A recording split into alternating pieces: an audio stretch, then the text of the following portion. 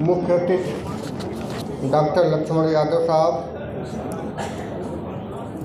मंच पे बैठे मनोज काका जी, माननीय प्रभावती बौद्ध जी, जगन्नाथ कुशवाहा जी, माननीय इंद्रजीत जी और हमारे क्रांतिकारी नौजवान साथी प्रेम प्रकाश जी, सम्मानित मंच, सम्मानित बुद्धिजीवी साथियों, चाहे ज्ञान बस चाहे ज्ञानता बस, आज पहली बार मेरे नाम के आगे सिंह लगा दिया गया संचालक महोदय ने। वैसे मेरा नाम शूद्रलाल प्रताप है।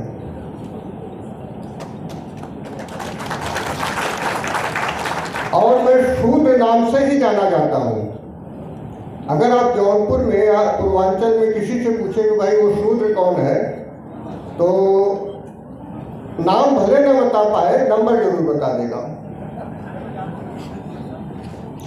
और इसका हमने एक बहुत बड़ा प्रयोग किया। तमाम सम्मानित साथी, क्योंकि यहाँ पे सिर्फ और सिर्फ बुद्धिजीवी साथी हैं और बहुत अच्छा लग रहा है। आपको बताऊं, 2019 में हमने अपने गांव के पूरे गांव को इकट्ठा करके जितनी देवी देवताओं की मूर्तियां थी सबको हमने जलवा दिया था। उस वक्त हमारे ऊपर FIR हुई और सीधा SP से हाथ टाक हुई और काफ़ी हाथ टाक हुई। और इसके बाद चूँकि सरकार है, प्रशासन, तो मैं भाग करके हाईकोर्ट गया कि भाई कुछ पुलिस से बचाव के लिए कुछ व्यवस्था किया जाए। और हाईकोर्ट गया तो वहाँ भी दशहरे का, ये 19 सितंबर की बात है, 19 सितंबर 19 की, और अक्टूबर में छुट्टी होनी थी। तो हाई कोर्ट से भी कुछ रेमेडी की उम्मीद दिख नहीं रही थी कि अब छुट्टी के बाद मिलेगा। तो बैठे बैठे वहाँ पे अज्ञातवास में हमने कहा क्यों नहीं यहाँ पे अधिवक्ताओं की मीटिंग किया जाए। तो हाई कोर्ट इलाहाबाद के अधिवक्ताओं की अज्ञातवास में बैठे बैठे हम लोगों ने मीटिंग की, आयोजन कर दिया विज्ञान परिषद में। और आपको बताओ, हॉल बुक किया गया, पर्चे बांटे गए, तमाम क्रांतिकारी साथी मिले और बहुत अच्छी टीम बन गई। और नेक्स्ट डे कार्यक्रम था। एक हमारे मित्र हैं देवेंद्र यादव जी, बम्बई में रहते हैं, तो हमारे दिमाग में आया कि उनको भी बुला लो, अच्छा समझाते हैं। शाम को आए, हमारे पास बैठे, 9-10 बज रहा था। तो कहे प्रभु जी, आप बिना सोचे समझे कोई काम कर देते हैं।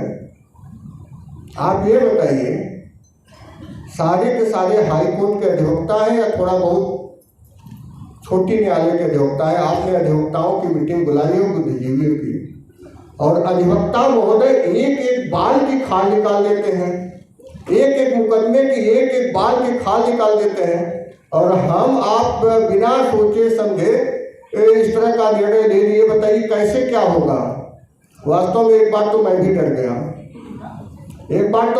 गया, बात तो सही कह रहे हैं। और एक चौकी पे वो लेटे थे, एक पे मैं लेटा था।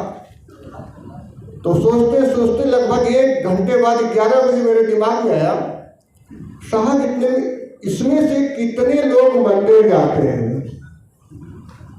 कहने यार तो सब जाते हैं।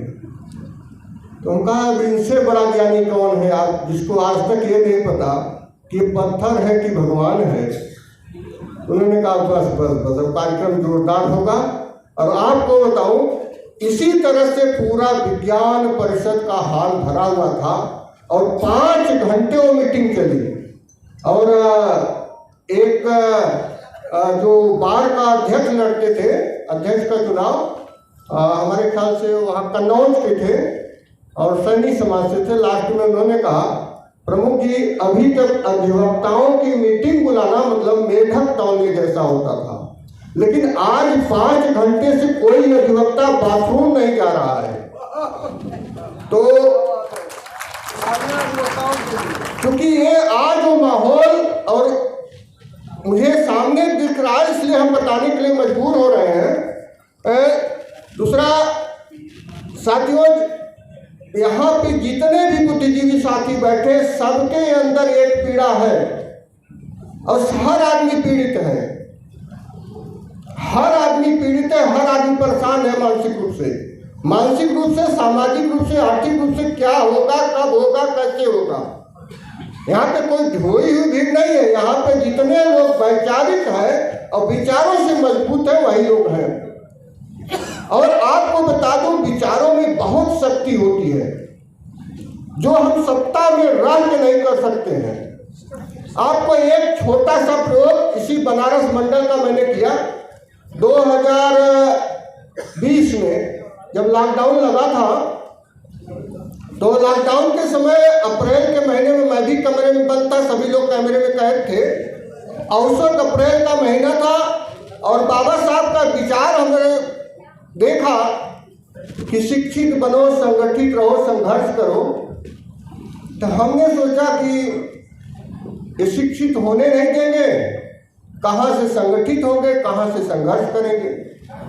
वास्तव में बता दूं, यही सोचते सोचते मैं सो गया और 4 दिन लगातार सोचता रहा। यही बात, जब कोई चीज़ दिमाग में घुस जाती है आदमी के अंदर वही घूमने लगता है।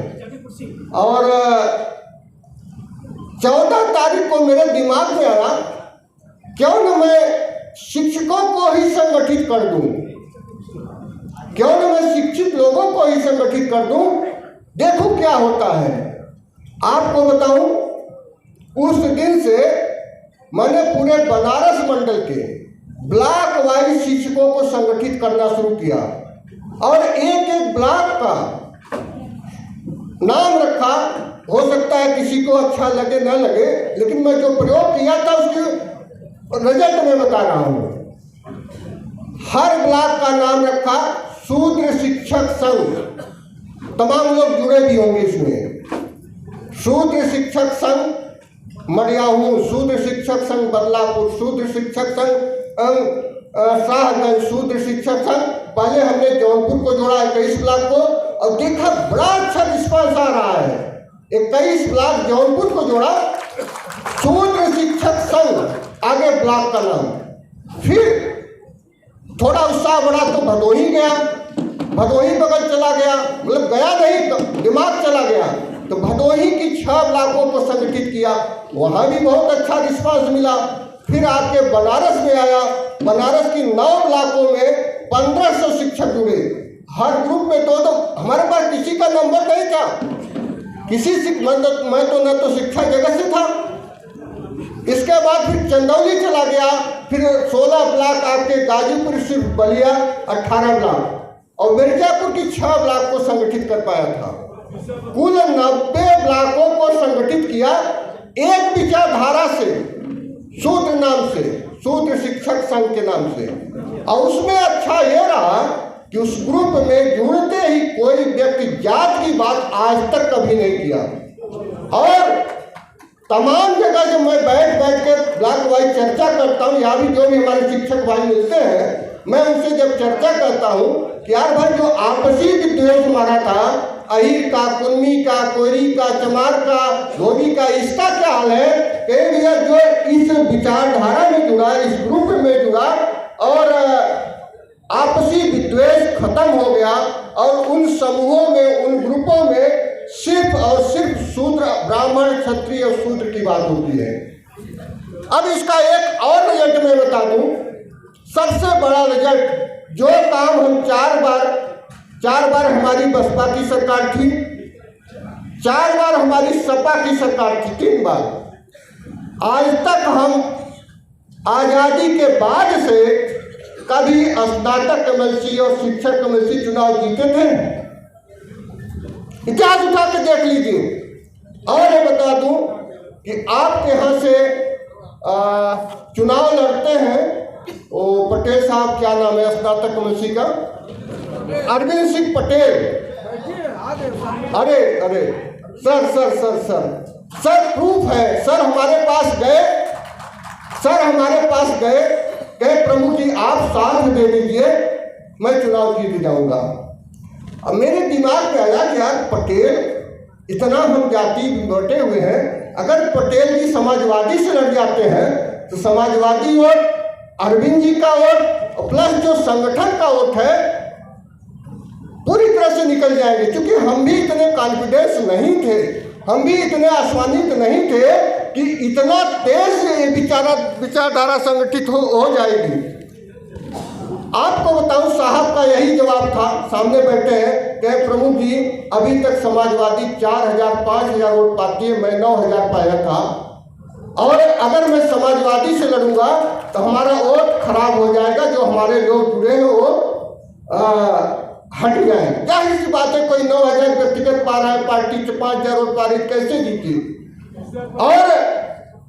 और वही विचारधारा का प्रवाह हुआ और पूरे पूर्वांचल के, पूरे बनारस मंडल के शिक्षक बिना किसी सूचना के, किसी को बताने की जरूरत नहीं पड़ी, सिर्फ विचारधारा की वजह से जो आजादी के बाद से सीटें नहीं जीती थी, दोनों की दोनों सीटें आप जीत गए, आपके सामने है।